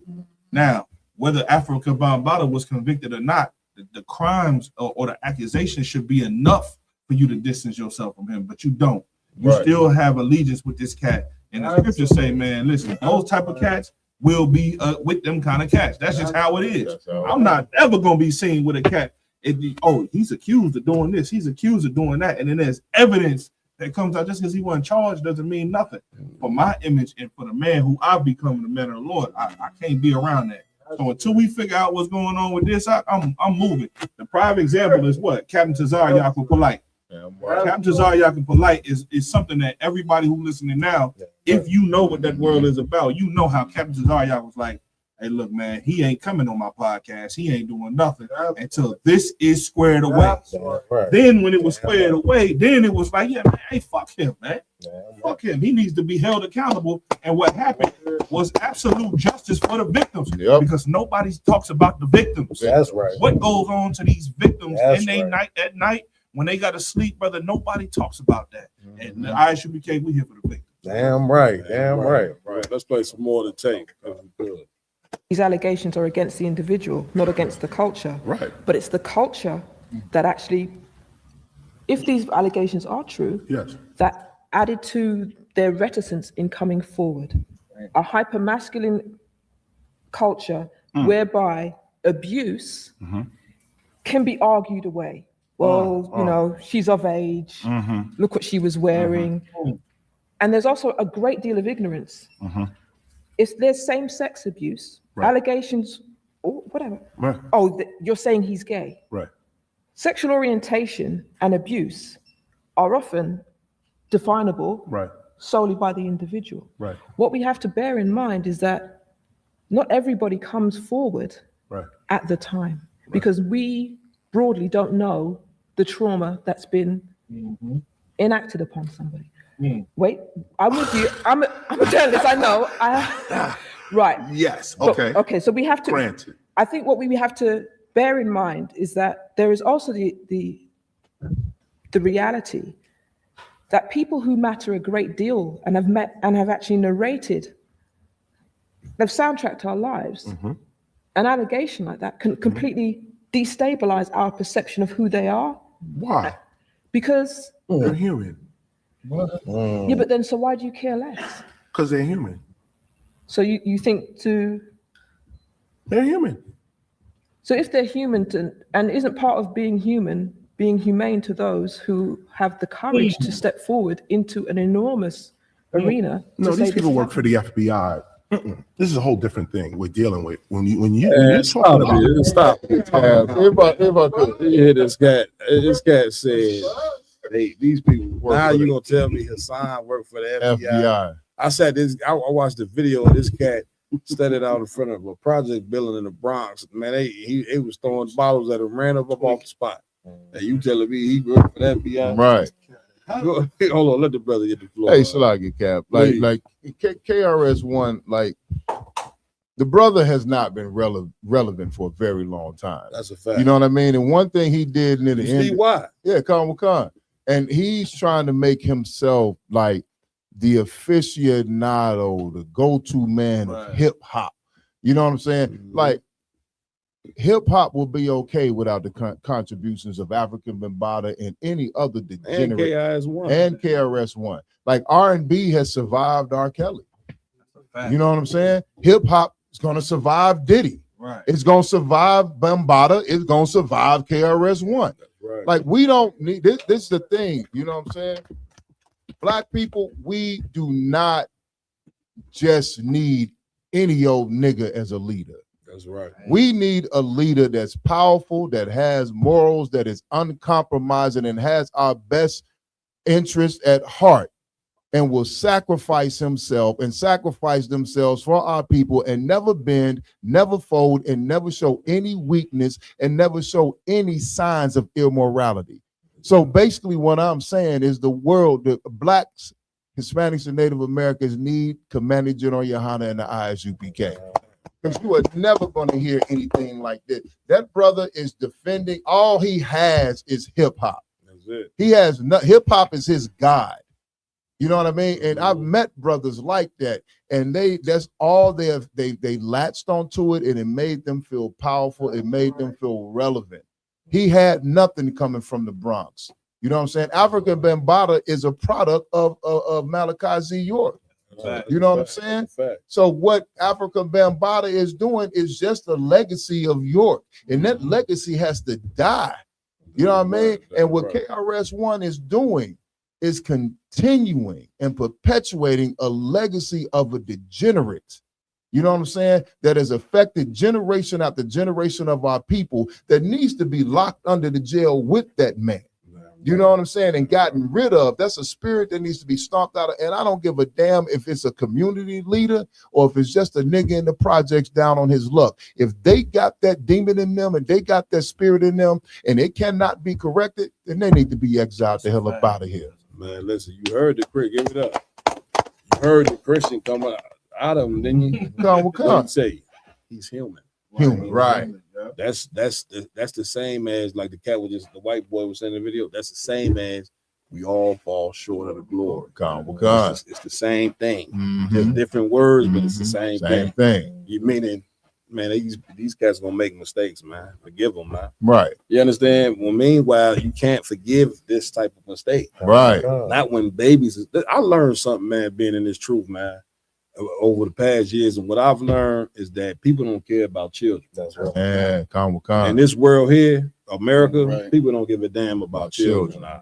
And when children are innocent, children become what based off what you teach them. You see what I'm saying? And the problem is with adults is they never charge themselves for what the children turned out to be. So because African Bambaataa was never charged with this, a few cats came out and spoke against him. And after a while, they saying that, well, ain't nothing gonna happen to this cat right here. You see what I'm saying? So therefore, this type of demon is able to live on and on. You understand what I'm saying? But you have to speak against this type of evil. Otherwise, I'm coming to you. Otherwise, this shit just spreads. You get my point? You're done. Also, just to piggyback on what you just said, so like people know about his musical prominence, you know what I'm saying, and how he's known as the founder of hip hop. Like, so he's known as the one that created the whole thing. You know what I'm saying? That's so it. they put him in that position, you know what I'm saying, as far as the industry is known. But this cat was a prominent member of one of the biggest gangs in New York at the time called the Black Spade. That's right. And he was like in a leadership position as well in the streets. You know what I'm saying? So like just like what you're saying, out of one, not only, you know what I'm saying, you coming up against this cat and they not hearing your story, now you also got all of these gang members that's gonna do something to you about it. It's people that they said intimidation. It's people that they said that came out and spoke up against that cat and got thrown down flights of stairs in the projects because of the accusations that they brought to the forefront. That's it. So this is the type of fear that they pumped into his accusers, not even to let all the accusers have the strength to even come out and talk about it. He talking about 4 people.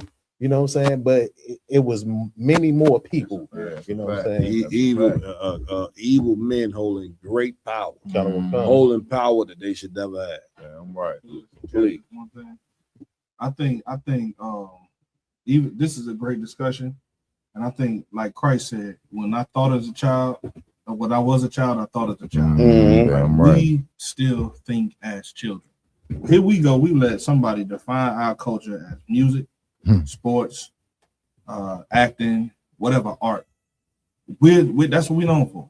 We're not like what the scripture say, Cap. I just the whose oppressors. I'm sorry, I might butcher the scriptures, but require a song from us. Like this is what we have become. No, that's not the culture. That's not the heritage that the Lord gave us. Yes, music is cool. Yes, this is that, but I don't even think it's that serious. When you move the music away from the situation, what do you have? A predator. What do you have? A victim. What do you have? Somebody that went against the laws that the Lord gave us. That's our heritage. We're gonna have to, in the UPK, that's what we built on that. We define who we are by the things that we do based on what the Lord said. The culture, everybody said, oh, do it for the culture. Do it for the man. I got to go. Because what's that thing with Gucci Man, Cap? Gucci Man and what's the cat name? Pooh Shiesty. Yeah. And they thinking about, oh man, Gucci Man, you a snitch and blah blah blah. Yeah, that's a fact. They all in that world. That's not the world we need to live in. Right. Because I'm gonna tell you right now, in the UP, as a man in the UPK, a man that don't not even just a man in the UPK. If you listen to the UPK and you decided that okay, I'm not gonna live my life according to what they doing in the ghetto, because predominantly in the ghetto, they sinning against the Lord on a daily basis. If you not in the old people, I'm sorry, the elders in our communities, they don't live by that. That's why they the neighborhood watch. They go tell. They telling on you, man. All we have to do is just separate, and that brings me back to that scripture I was thinking about, Cap, when we was talking about the other thing. Like we in a deep sleep, that trance. Scriptures say, "Awake, awake." Awake. All right, what you got next? Come on, the last one we have up in the queue. So like, you mind if you play just a little bit more of this? I'd like to just move on. Is it something more on Cap, he got a deal. Go ahead, play. Deal with that. I just think for balance that everything, both perspectives should be given. Look at his face. He don't give a damn what she's saying. He remind me of so many gay niggas. Right. Yeah. They all got that same gay spirit. Yeah. That nigga is Go ahead, play it. Respectful acknowledgement. Not against Africa Bam. They're not Africa Bam. No one's untouchable. No, yes, you are. We have to learn that. No, we have to learn that.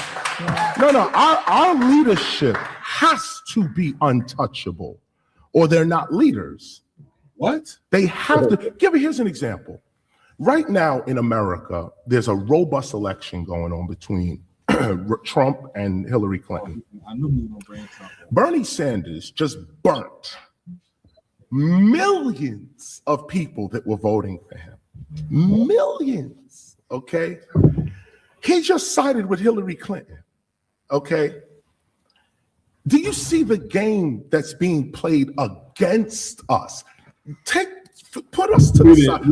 I heard enough. I think we caught the part that you wanted to hear. Yeah. Go ahead. Yeah, I just wanted people to hear that this cat is saying that, you know, saying if you hold a certain position, then you are infallible, meaning that you that nothing that you do is supposed to be pushed to the forefront because you are our leader, and you know what I'm saying, we have to listen to you. So if you molest kids and stuff, we gotta brush everything under the rug because you are our leader. And if it comes out that you a child molester and stuff, it looks bad on us. That's it. You know what I'm saying? And this mindset is what keep our people so destroyed. Yeah. If you look at Christianity, when they try to put Martin Luther King and all the things that he did, man, come on, man. He just a man. And just let's sweep all the things that he done disgusting and nasty. Let's sweep that up under the rug. That's it. You know what I'm saying? This is the same mind frame, and this the only way that we're gonna progress as a people is we start holding our leadership accountable for their actions. It was damn near like when he said that, you see no girl, she got quiet. Right. Because she couldn't even believe that this cat just said that. Yes, sir. Yeah, we don't. I lead. What he say? Like they untouchable. Yeah, the leaders are untouchable. Now, once again, what you have to examine is where does that type of culture come from? All of these churches. Let me tell you something. You better look at the church as the epicenter of Black people's destruction. It is the epicenter of it. You understand? Because it is the home of. This person in this church is prominent. This person right here can't be touched. It don't matter who he molested. It don't matter what adultery he committed. It don't matter how much money he's stealing from people. It don't matter if the preacher is selling drugs. That's right. He's held at a certain standard, and you better not come speak against our preacher. Then you wonder why, you know what I'm saying, that gets spread through the community in itself. When you cannot, when the Lord said what?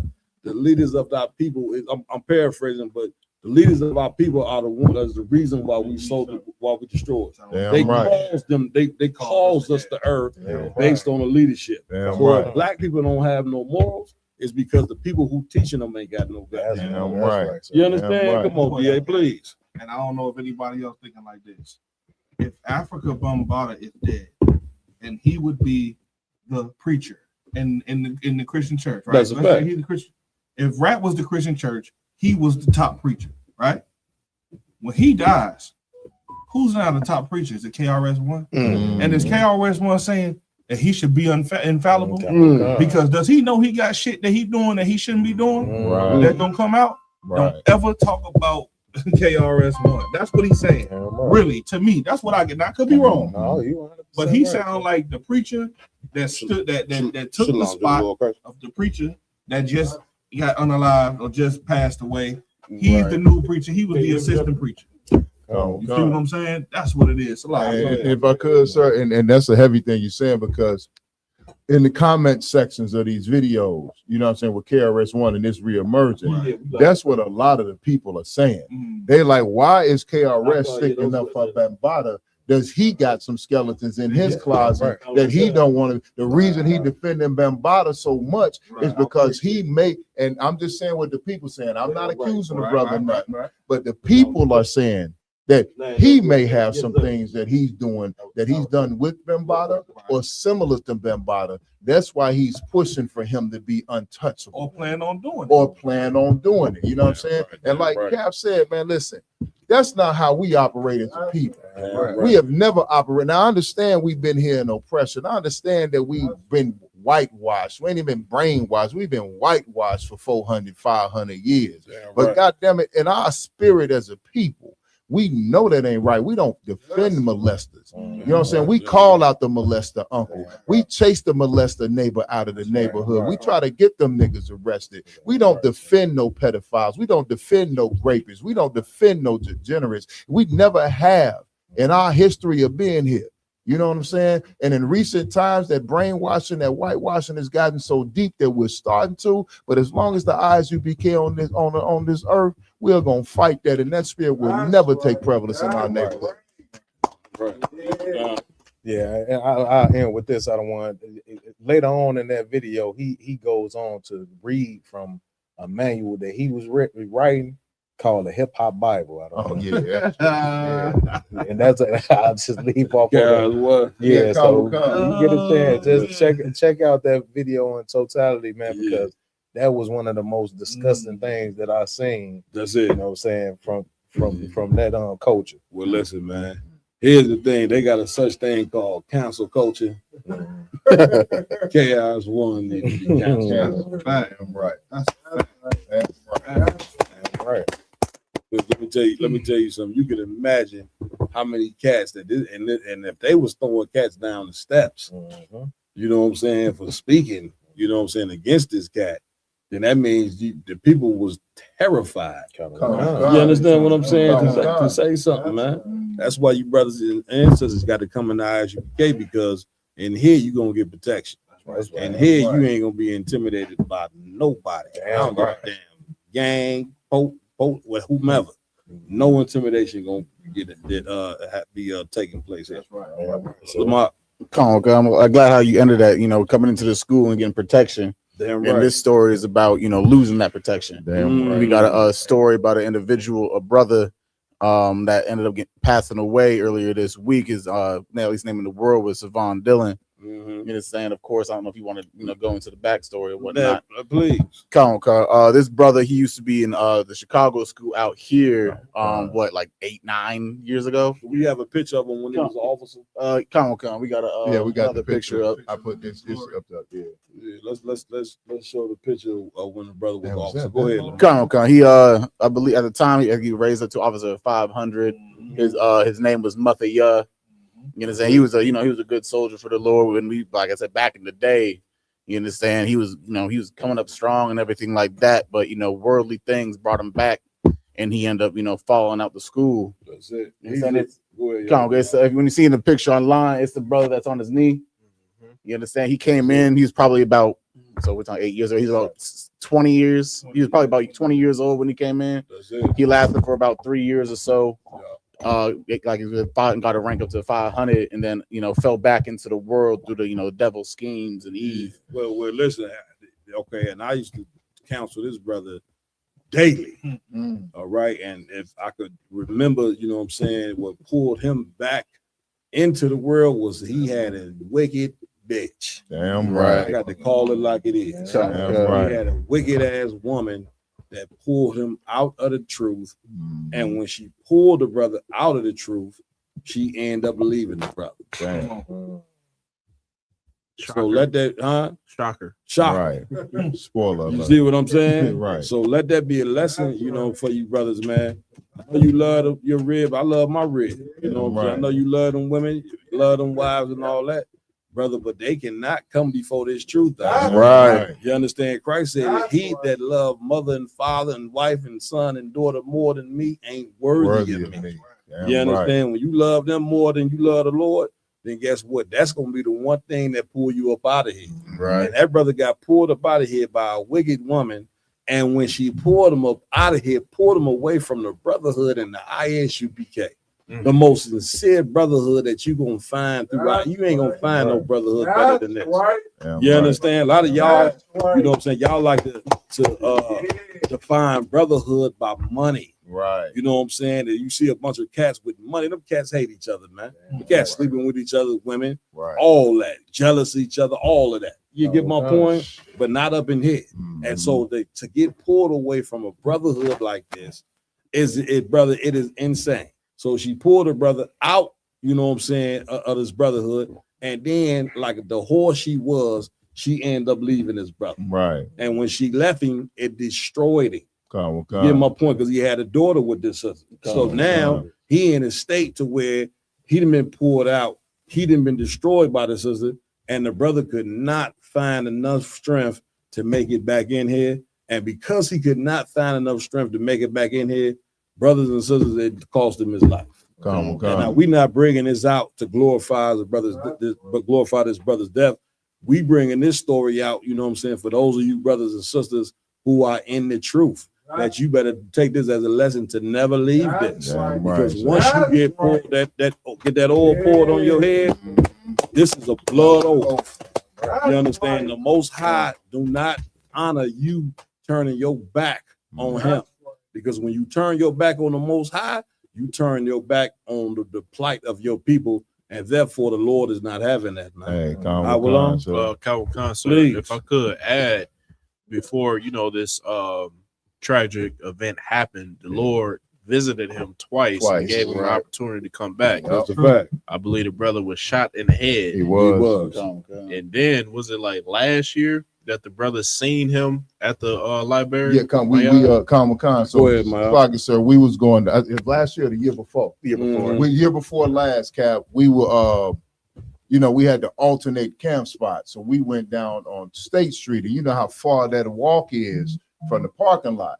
Well, that day we had a lot of cars, so it was majority of the camp. You know what I'm saying? We walking back from State Street, we going to the library to use the bathroom. And when we come out, the brother is standing right there at the door. And it's about also like 5, 6, maybe 7 of us. You know what I'm saying? And brother stopped, and he stopped us, talked to us, you know what I'm saying? Saluted everybody. Khan on what Khan, sir, and tell Cap Marquardt, this, that, and the third, and blah, blah, blah. But over his bullet wound, he put a tattoo. You know what I'm saying?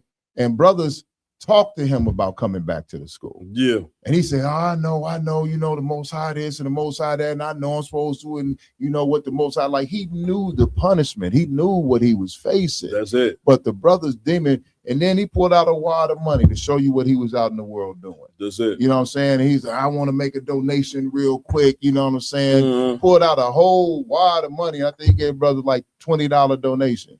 You know what I'm saying? And that's not here nor there, but the brother was completely back out in the world, hustling, doing whatever he was doing.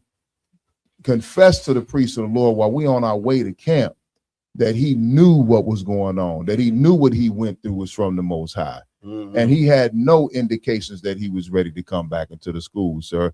And the odd thing about that brother, he didn't remember me, but I'll forever remember him.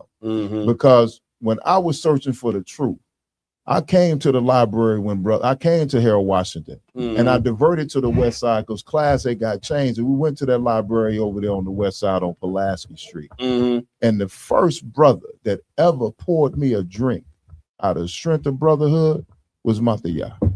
That's the first brother in the UPK to ever pour me a drink. You know what I'm saying? That's the first brother besides Captain DeBar Mop. That's the second brother whose phone number gave me their phone number that was saved in my phone from the truth, sir. You know what I mean? He was my Cap was my point of contact. But that brother right there, we communicated back and forth a little bit before I disappeared for a couple months. You know what I mean? Before I left as a young man and came back. But I always remember that brother. You know what I mean? Let's get the story before we get into more points. Let's get the story of what happened to this brother. Common Khan. 27-year-old Savon Dillon has been identified by Cook County ME as the male shot and killed out west last night. On Monday night, April 13th, 2026, around 9:33 p.m., Chicago police responded to calls of shots fired and a person shot on Congress in Central Park. When they arrived, they found Sullivan on the ground with multiple gunshot wounds to the body. He was rushed to Mount Sinai Hospital, where he was later pronounced deceased. CPD says Sullivan was walking into a residential building when 3 unknown offenders got out of the car, ran up on him in the building, firing shots at him before they fled the scene. And this is what you got to understand. Like, being in the truth is all about having the Lord's protection. Oh, God. Because no matter how much money you think you got or how strong you are, how many guns you think you got, you know what I'm saying? In the scheme of things, you just small. Right. And your life can be taken at any point in time. You understand? The Lord can break you. And as you can see, this brother is no longer here. He was in the truth and he left the truth. And unfortunately, brothers, you know what I'm saying? If you had that oil poured on your head and you are an ordained priest in here, if you lead this truth, you next. We try to Jenna Muhammad and the Jenna, they talk about this all the time. Right. It ain't just brothers, it's just that this happens to damn near everybody that leads the truth. It just so happened that this particular story right here made the front page news. But there's so many stories of brothers and sisters that leave the truth that don't make the news. We get the calls all the time. We hear the stories all the time. You see what I'm saying? You ever done? Yeah, if I could, sir, you know what I'm saying? Just, you know what I'm saying? Just to make it clear, you know what I'm saying, to everybody. Like we not glorifying this and by no means. No. You know, this brother just to bring it clear, like when I came into the truth, you know what I'm saying, me and this brother basically came into the truth around the same time. You know, my first classes, you know what I'm saying, it was like his first class. That's right. You know what I'm saying? He got his name at the pass, though. I got my name right after the pass. That's it. That's it. That's it. So it's, you know, and I had love for this brother. You know That's right. I'm not gonna, you know, by any means, you know what I'm saying, try to take that away. I had deep love for this brother because he was a young brother in the truth, and we spent a lot of time together. You know, that's good. That's it. Coming into the truth, rides here, there. You know what I'm saying? Different things we doing for the truth. So I got mad love for the brother, and we all know what happened to him. But we have to look at these things and internalize all of these things and understand that, you know, when you looking around your camp, that brother is in your camp. That same type of brother is in your camp. That's it. You as a man, you know what I'm saying, and this truth that we in, we have to make sure that we on point. We doing what we supposed to do in this truth to deviate brothers like that from going back into the world. Get it, brother. Get y'all down here for that. Let me tell you something. As a real leader, you just can't take the good. Right. You got to take the bad. And as a leader, I charge myself. And that with this brother, I did not succeed in. As many brothers I have succeeded. But a real leader, you know what I'm saying, you got to take the wins and the losses. You just can't say, oh, I'm a winner. It's so many brothers that I did not reach. Now, as a leader, what you supposed to do? That's supposed to make you strive hard. That's supposed to make you say, man, listen, well, I can't lose another brother like that. You understand? That's why I say it's important that you charge yourself. When you wake up out that bed every day, understand something. Most people wake up out that bed and they think about themselves. They think about how they gonna feed. If it ain't themselves, it's the very family that they have in that home. But you better get yourself out of that mindset, man. When you get up out that bed in the morning, you better be thinking about yourself. I want to be selfless, meaning what can I do for the truth? Right. Your mind's supposed to be on the truth 24/7 because now you'll be thinking about how you can help those brothers and sisters that's not in here. Right. Because this is a place of protection. That's right. And when you leave that protection, so many of brothers and sisters it is happening to. You could look at the cats right now in the eyes you became. You could say, this is certain. These brothers right here, they love their people. You know a man love his people by the work that you see him putting in. Right. It's midnight. We in here, you know what I'm saying, having a goddamn podcast at midnight. I remember one about to fall over in his mother. You get him up, or he got to work at 3 o'clock in the morning. You see what I'm saying? But this brother loved his people. Yeah, right. His dedication of running this show is what's gonna bring brothers in here. That's right. It's what's gonna bring sisters in here, man. Right. So when you get up out of that bed, man, don't think about how you gonna fill your belly. I think about all the things, your individual success. Get up out that bed, and the first thing that you should have on your mind is, what can I do for the truth that will help bring a brother and sister up in here? Yeah, right. You get my point? Come on, Avalon. Somebody put the camera on Rapayala before we figure it out. Go ahead, IG. Slay, sir, just to add to your point, like this brother, he's been like a constant reminder to me my whole time in the truth. Yeah. Just like Yardan, when I first came in, I'm 34 now. Mm-hmm. I think I was like 24, 25. Damn. Yeah, and Mathiah, he was like 20 or 19. We was close in age, so I was close to the brother. Yeah. You know what I'm saying? And like I feel like he should be where I'm at right now. That's it. And I look at it like, okay, I could be on that other spectrum. Damn right. And be where he's at. That's So, it. You know, it's just a constant reminder of, nigga, you better hold your post. Damn right. You ain't got no choice. Right. Go ahead, Cap. Man, listen, this brother right here was very dear to me. I ain't even gonna lie to you. This hurt. Yeah, right. I stayed up many nights with this brother as well. Mm-hmm. Him and his woman, counseling them. You understand? Solving their problems. Whatever Captain Malquad told me to do, I did it. And I didn't do it because I was told to do it. You know what I'm saying? That's but I it. did it because I was told to do it. But I did it because I love this brother. That's I it. love this family. I knew his children. You see what I'm saying? So Mhm. just know, when you leave this truth out, you ain't just leaving this truth. You leaving these brothers that love you, my man. Like, brother, like, listen, we sacrificed so much for this brother. You understand? Mm-hmm. And listen, he left. And here's something that brothers better learn. The reason why he left could have been because his woman. Could have been, right? Could have been because of poverty, right? Could have been because, come on, give me something else. He didn't have a car, no transportation. Could have been because want to smoke weed again. Here's what I don't know. This is what I get comfort out of. Brother, No, I'm not drinking. he left because he was not here. So I feel like all the things that I did or that we all did for this brother and for many other brothers, brother, they just not here. That's how I don't go insane. That's it. I'm just keeping it 100 because you can't erase the love that I got for this brother. Damn right. Even now he in his grave, I damn near want to shed tears right now because we know this brother. We went to war with this cat. Damn right. You see what I'm saying? Damn right. Like, brother, we held his children. That's it.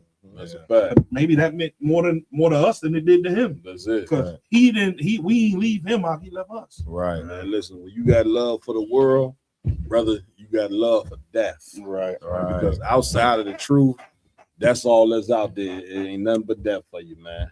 That's why the Lord say this small sanctuary. As small as this sanctuary is, it don't matter. This is the home of the truth.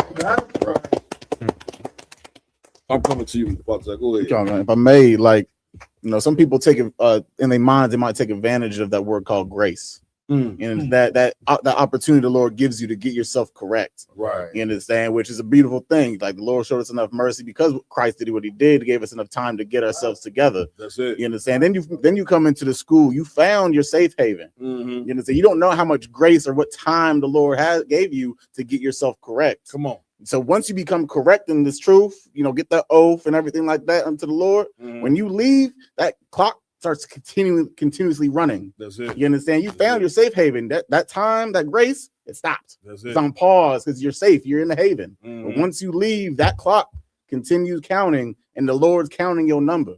That's You it. understand? Of at least how I think about it. I'm not gonna risk how much time of grace I had left before I came into the school. Damn I'm not right. playing with that fire. Damn You right. understand Damn that right. Black Blunt not worth the punishments of the Lord. Damn That right. woman not worthy, of enough to sacrifice for the Lord, Damn or right. to stay with for the Lord. That's it. You understand that grace? You don't know how much time the Lord had before you came into the school. Damn So don't right. play with the fire. Damn right. But Father Zah, You know what I'm saying? I just, I only met the brother a couple times.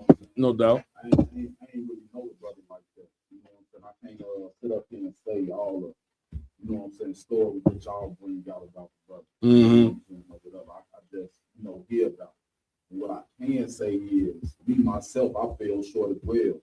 And I'm just looking at it like that could have definitely been me as well. Damn right. Like, it wasn't a time that I was the only, man, this the longest I ain't carried a gun since I was still carrying my pistol in the truth Damn right. every fucking day. Damn You know right. what I'm saying? And I've been home 2 years from the penitentiary now, you know what I'm saying? Damn And this the longest I ever, since the first time I picked up a gun, since I put it down, the longest I ever not picked it, you know what I'm saying? Right. No doubt. Right. And I'm knowing, you know what I'm saying, the Lord got something better for me in store. Damn right. You know what I'm saying? Than that. And like what Mark was saying, grace is something not to be taken lightly. Damn right. That's it. You got brothers that, you know what I'm saying, leave up out of here in the same, in 2 seconds, it's over with. Yeah, that's You know a what I'm fact. saying? Man, listen, I just really want to thank the Most High for the Come on. grace. Damn right. Whatever, that's the, turning my failures into success. That's all. Man, listen, the Lord said he is not the God of the dead, but the God of the living. What that means is Black and Hispanic and Native Indian, man, every day you supposed to be fighting to live. Right. You're supposed to treat life as a very precious thing. And in treating it as a very precious thing, understand that we got more to see. Like a lot of brothers give up because they think America is the end all of everything. Right. They look at this place and look at our condition and look at the hell and don't understand we got a bright future ahead of us, man. We got the, I want to listen. I don't know about y'all. I ain't doing all this work for nothing. Right. I like to see the return of Christ. Damn right. I like to see, you know what I'm saying, when we be in our own land, in rulership. I like to see, give an opportunity to see Karyaj when white people be in slavery, goddamn. Right, sir.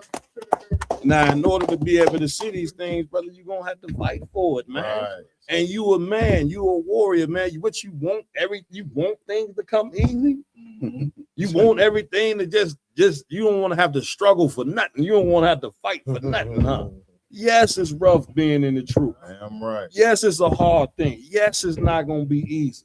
But you're gonna have to fight for the kingdom of heaven, huh? That's right. Because when you don't fight for the kingdom of heaven, brother, you're gonna be pulled into death. That's right. You're gonna be pulled to somebody's prison where you basically get it's like get death itself, and it's in itself being in somebody's prison.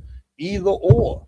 You understand? Be a man. I strive for this, man. Right. Yes, demons gonna come. And this brother wasn't strong enough. He let them demons pull him on out, and now he gone. You see what I'm saying? But what I can say for the brother, he did show some strength for a certain amount of time, and I got to give him props in that. He showed some strength, rose up to an office of 500 up in here, which ain't easy. Right. You see what I'm saying? He did serve the Lord for a time. You get my point? He just didn't finish. You know what I'm saying? But we gonna finish for the brother. That's right. Lord allow the Lord show him mercy, and when Christ return and that last trump, hopefully we see the brother on the chariot. I don't know. You know what I'm saying? Lord allow. You know what I'm saying? I could captain one more thing. Like, listen, there's a reputation that a man has. All men have one beginning and one ending. You understand? How you leave should be what you think about on an everyday basis. Because if you look at the Maccabees, right?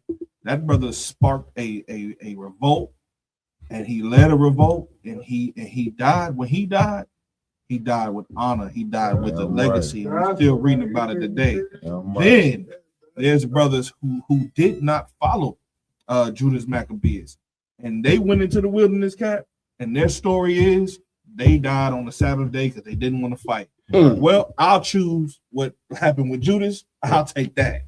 You understand? I'm gonna fight with these brothers who will never bow their knees to bow out.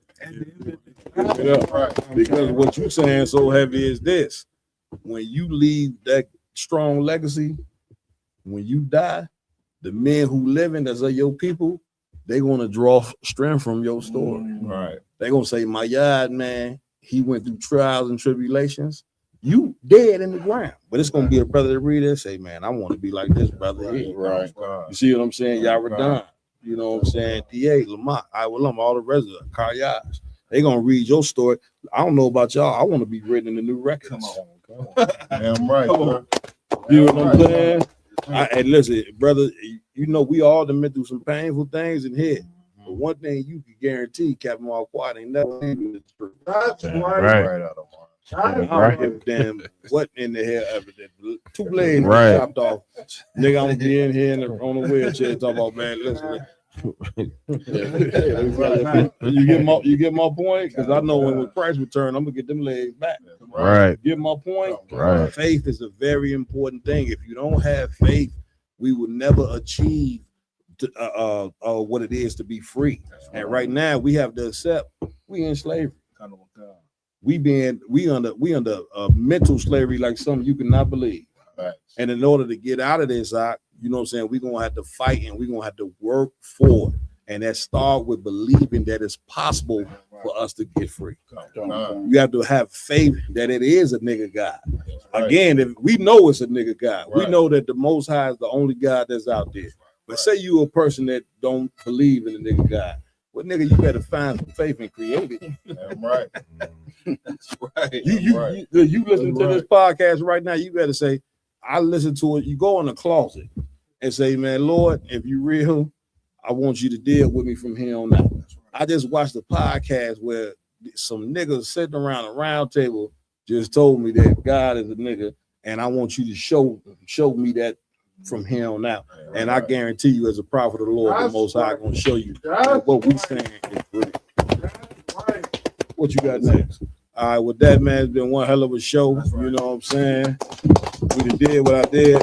Lamar, you got any announcements? Come on, sir. As always, make sure to like, follow, share, subscribe to all Round Table of Truth social media pages out there. RNU. You understand? Tomorrow we will be at 47th and Ashland at noon until for camp. You understand? Waking up the people of Israel.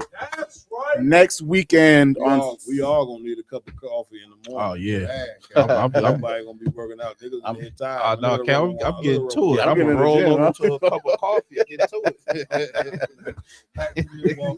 Right back. We up. We doing it. You gonna need a cup of coffee with some espresso. and a little shot of something in there.